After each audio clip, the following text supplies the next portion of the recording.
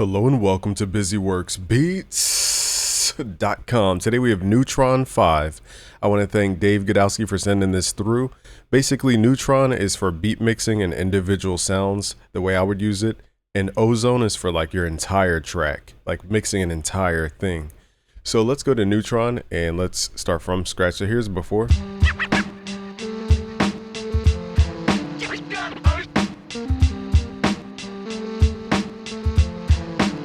Now here's after.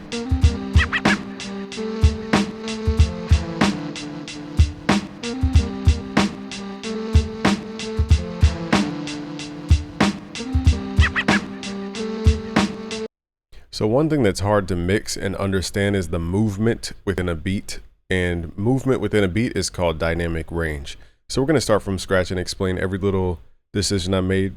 So let's go to default. Let's start from scratch. Now, Neutron again to me is for individual channels or for mixing an entire beat. So let's go to the plus icon. Let's go to where it says density. Here's one of my favorite units here because density is basically upward compression from what it looks like. And it's going to take the sounds that are at a low volume and pull them up in volume. So think of like a sidewalk, how you walk across the sidewalk, and if it has a big gap in the sidewalk, you might trip on the sidewalk. So think of it as filling those gaps in the sidewalk with concrete so that you can walk smoothly no matter where you are on the sidewalk. That's basically what density does, is it fills in those gaps in between the sidewalk. So we have to lower the threshold because we don't want to raise everything up in volume. We just want to raise the stuff below a certain point. So firstly, let's set the threshold. So here I'm looking at the average of, where my beat where the pointy part is at the height and then where it kind of lands. So I'm measuring the pointiness at the top and then where the bottom of that pointiness is. That's called the dynamic range.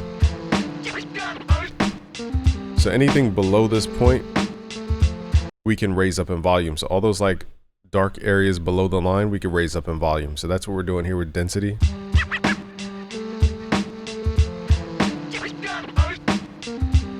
I'll exaggerate so you guys can hear.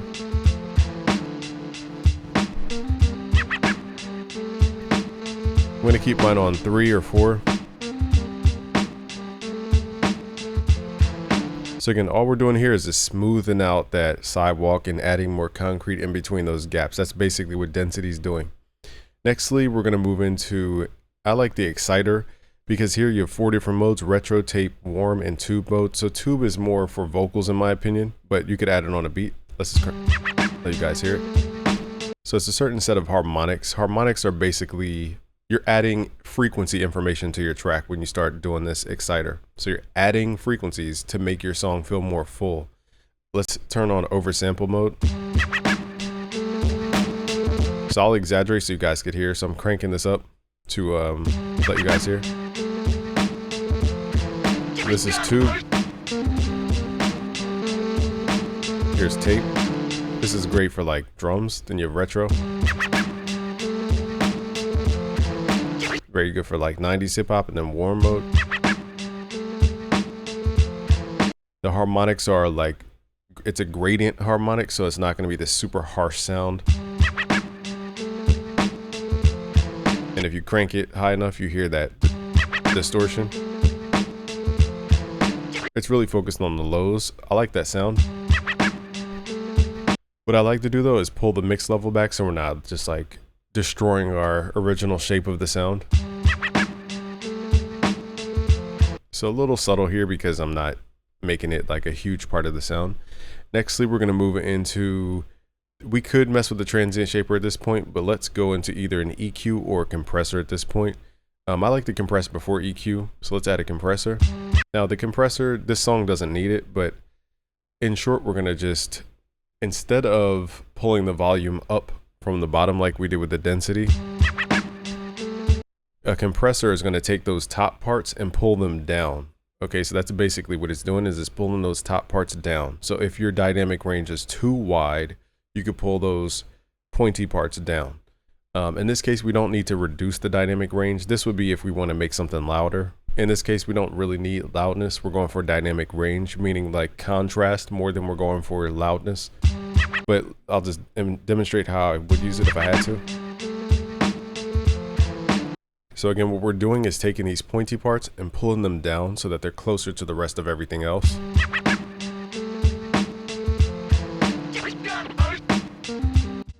So the cool part is we can hear the delta, which is the difference of what we're actually adding or taking away. So in this case, we're taking this away.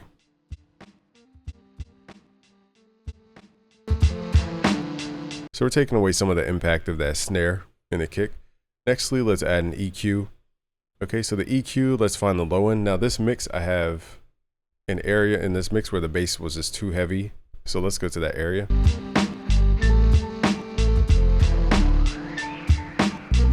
So now we're going to use the EQ. And the cool part is if you go over here, let's go to dynamic mode. We can pull the threshold down, and basically you can set the gain to, let's say, -3. Anytime this frequency goes above a certain point, it will pull that volume down dynamically. So only when the volume goes above a certain point in this specific frequency range right here, which is my bass, which is too heavy. And then if you want to write a wider range, mess with your Q value.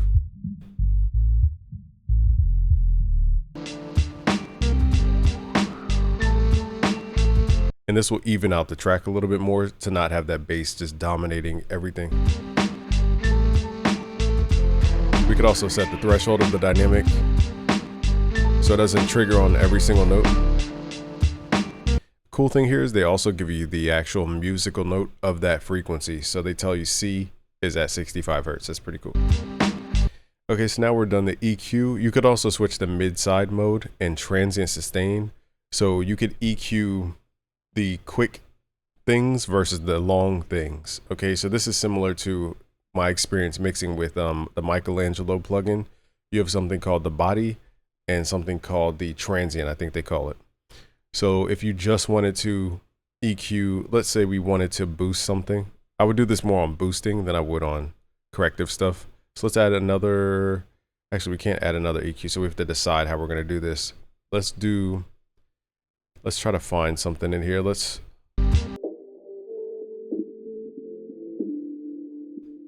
So let's say I wanted to fill out the sound more, like around 200 to 400, where most of those fundamental frequencies are. We're going to switch this to transient sustain mode. Let's solo the sustain.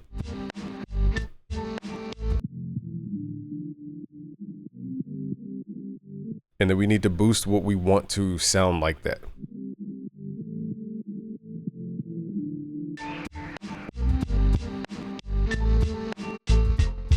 So here's the transient. This is what the machine is listening to.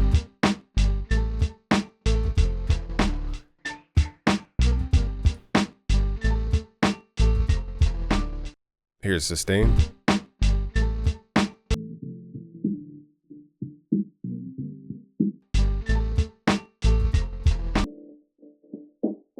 You know what, I was on transient, my bad. Here's sustain.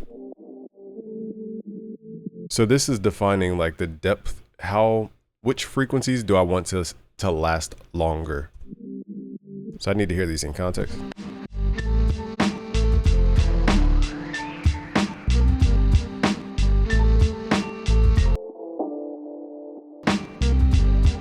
Let me exaggerate these.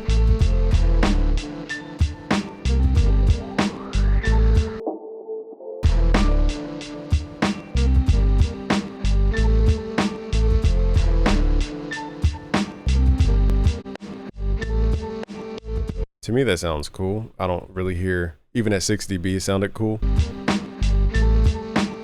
There's a saturator button, which I just saw today. I don't know what this does, but we already have saturation. I think it just means with your EQ curvature, do you want it to be like analog EQs where they saturate on top of boosting frequencies? You could add more harmonics or more frequencies to the sound. We already have that with the exciter, but that's a feature of like analog EQs that add what they call color. You're adding more frequency information when you boost. That's why you get different EQs. Okay, so nextly, let's mess with the transient shaper. Actually, let's do clipper first and then transient shaper so we can reorder these. The clipper is, we're going to set this to like -2. And basically you push the volume going into a clipper to make it sound more aggressive. This beat does not need to be super loud, so the more I push this beat, it doesn't necessarily make it sound better because of the way the drums are. So me just slamming this through a clipper is not going to make it better.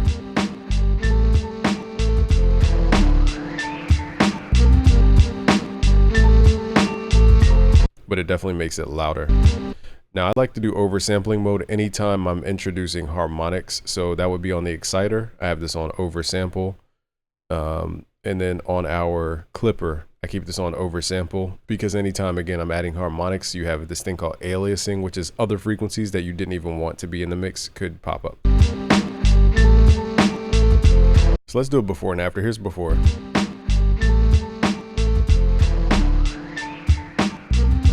Like the mix is cool, but it's just not filled out. Here's after. And you can hear I'm pushing this clipper pretty heavy. So the clipper is really not doing much because I'm not pushing it heavy. For this beat, we don't need it because we already dealt with most of the loudness issues. So here I like to take off modules to see like which module is the aggressive module. To me, it's the clipper.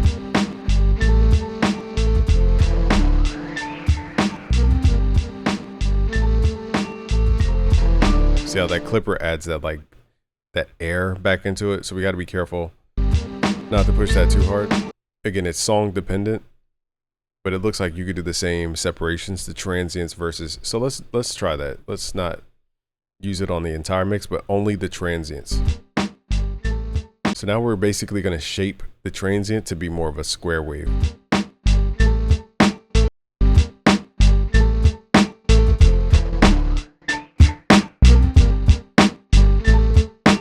Now let's hear this in context.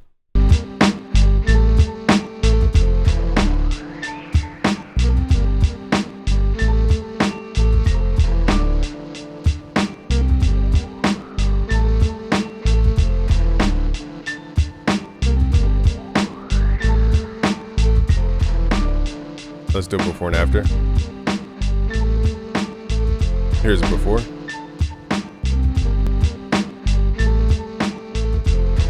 We're definitely getting more bass out of this.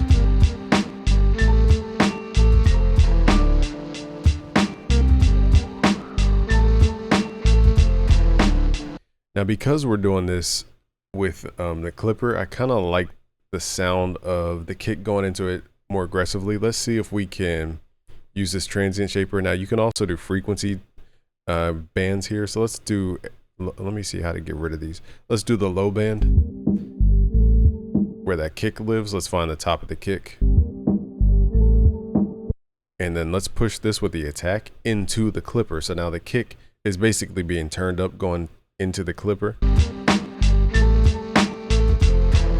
See how far we get. Now we're starting to pick the tail end of the snare, the bottom end of the snare. You know what? I forgot to, I'm on the wrong band. That's why. Okay, wrong band. I meant to do that with the bass band. Here we go.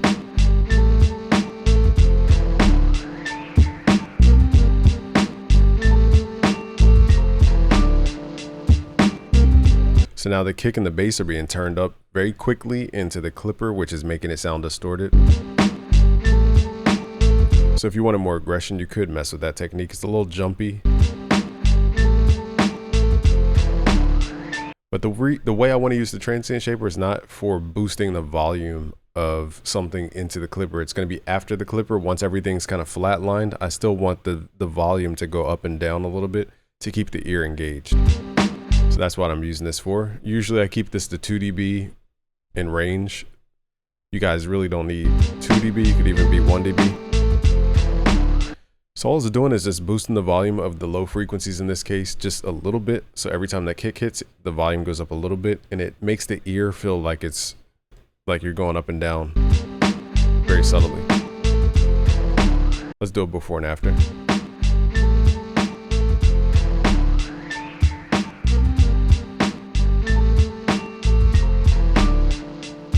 Here's after.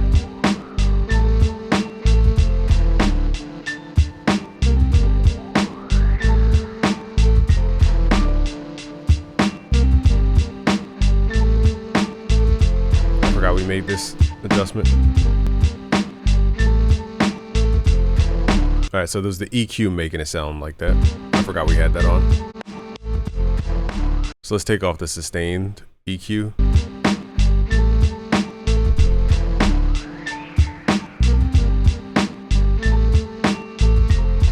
Here's it before.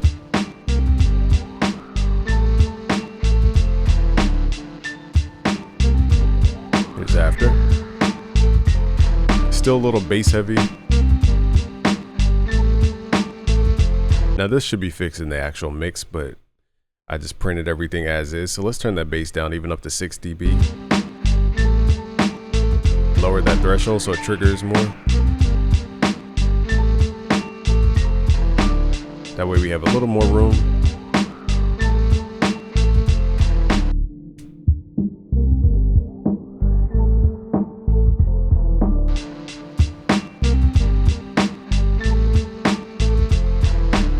So I widened the range for the transient shaper only because I don't just want it to be a bass boost. I want it to feel like the kick is rising, the entire part of the kick. So every time these arrows are pointing up, that means it's boosting the volume. And that small little jump makes the ear feel like we're, again, doing this as opposed to just a flat line across, which our ear gets bored of that. So it's more of a subconscious thing. Now they also have a limiter to the right. And the way you trigger this is the threshold right here.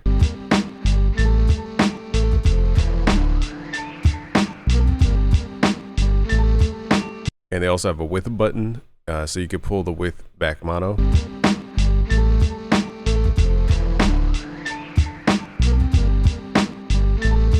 And figure out the areas where you might want to add more correction. So let's say I have too much energy at 600. Let's make this dynamic.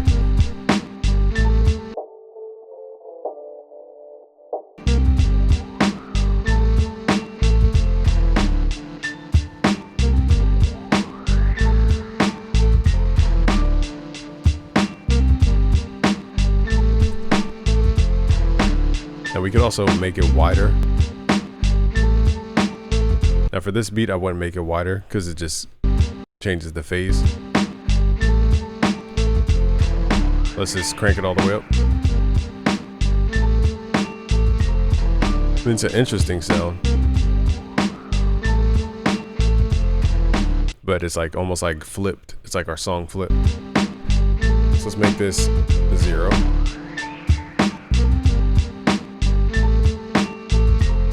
There's also a mono button right here.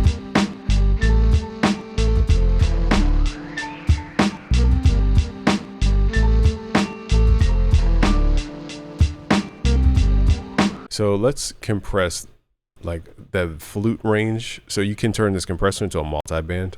Let's find that flute.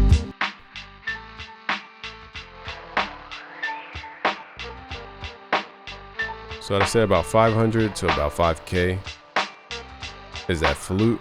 And I just want to really compress that flute zone because it's just too up front. So next, I don't know if the gain is the range here or what this is, if it's makeup gain. I'm not sure which type of gain this is, but let's just lower the threshold. Now the tricky part is I can't solo the flute because I don't have the multi-tracks for this, so we're affecting the snare as well, so we got to be careful not to overly compress. So what I'll do is I'll increase the attack, that way we're not really messing with the beginning of the snare.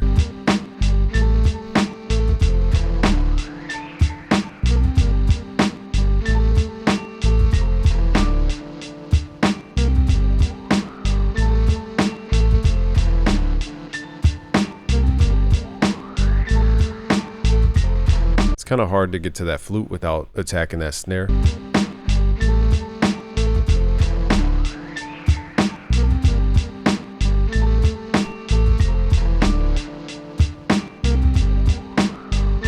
Let's see what it sounds like without.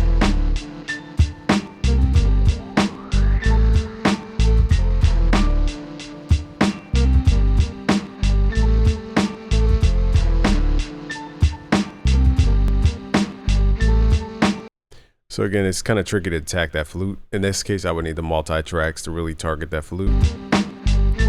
Let's take off these bands. So now it's affecting the entire track. All right, so let's do a quick A/B. Here's before. Let's go all the way back.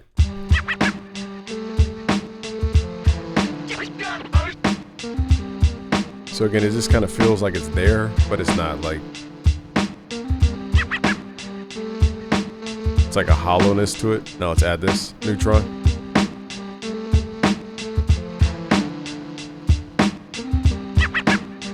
Now we have the density and we have the dynamic.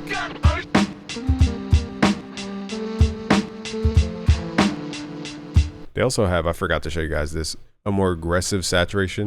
I would not do it on a beat, but you could put this on trash mode to like 4x all of the options here. I meant to say 10x, but 4 to 10x. It's just going to be way more aggressive.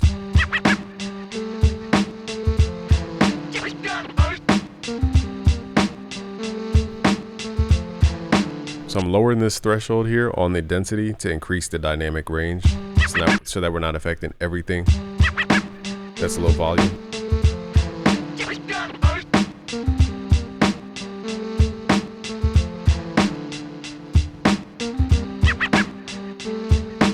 Adding a little more saturation so we have more punch on that kick. Normally I wouldn't add a compressor here.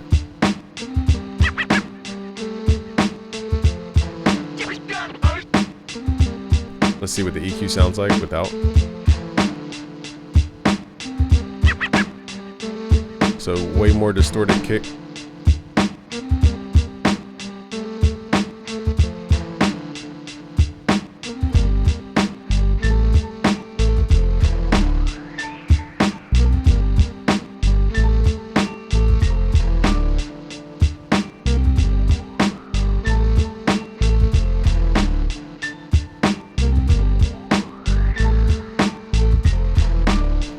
See what happens if we take off these bands here.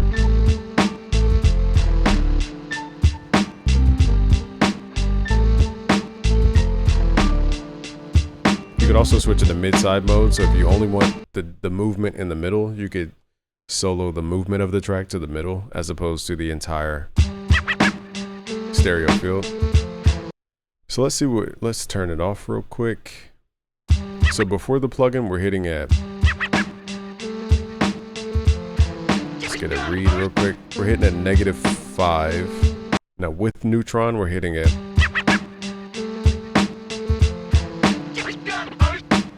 -7. So we actually took away 2 dB, but it sounds way louder. So here's before. Again, we're peaking at -5 dB. Here's with. Now we're down to -7, so I could really add 2 dB to this to match levels here. So let's do it before. Here's before.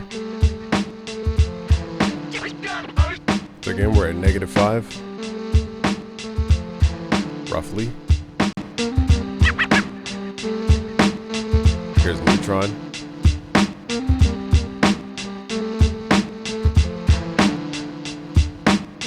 It's like I went down a dB. How's that possible? Oh, you know what? Does our limiter... Let me see something. Okay, I didn't realize the limiter. So the limiter is keeping us from going past a certain point. Forgot to have that on. So with that limiter, you guys can really just push the output and make it louder and louder. Now again, we don't need to make this louder. We don't need to reduce the dynamic range because it takes away from the vibe of the 90s. But we're hitting at -5. So here's before, same dB, but we're making it louder. So here's -5.5.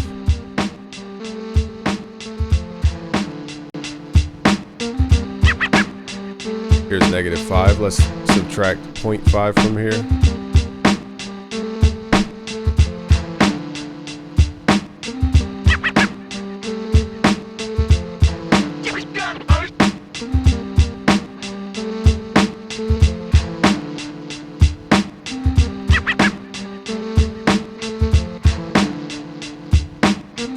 So let's do again before and after, just to show you guys how much loudness we can get with these small little tricks. Here's before. And again, this beat does not need to be super loud. So you guys got to know when to use loudness and when not.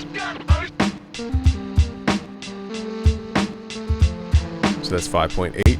Here's with Neutron.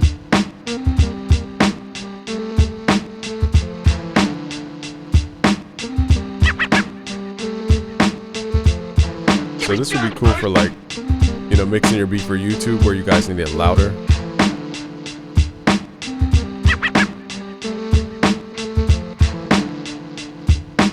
And the way you get that, like, beat to sound like it's flat, so to speak, or like very even, is that density. That's key, along with the EQ, just to make sure the bass isn't super heavy. We're using that clipper to shave it off, and that limiter also keeps everything very linear, so it's not like feeling very empty.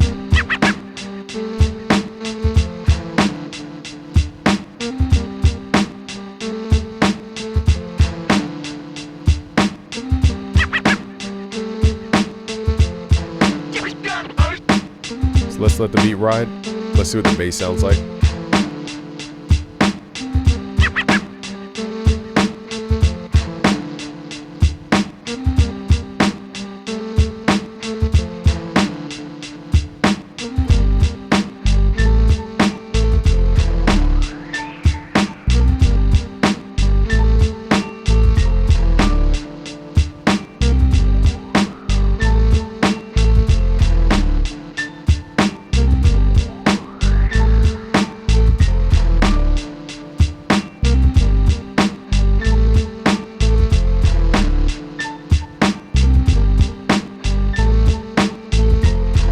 Let's do it before. Here's before.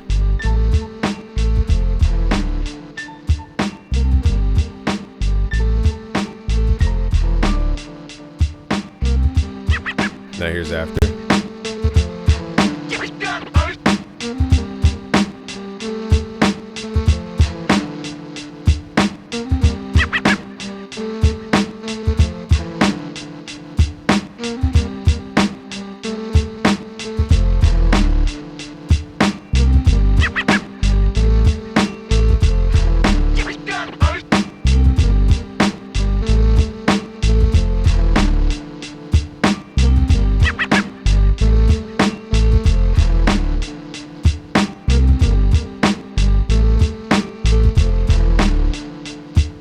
Alright guys, so that is Neutron 5. Shout out to Dave Godowski for hooking me up with Neutron 5. Go check it out guys. Subscribe if you're new. Peace.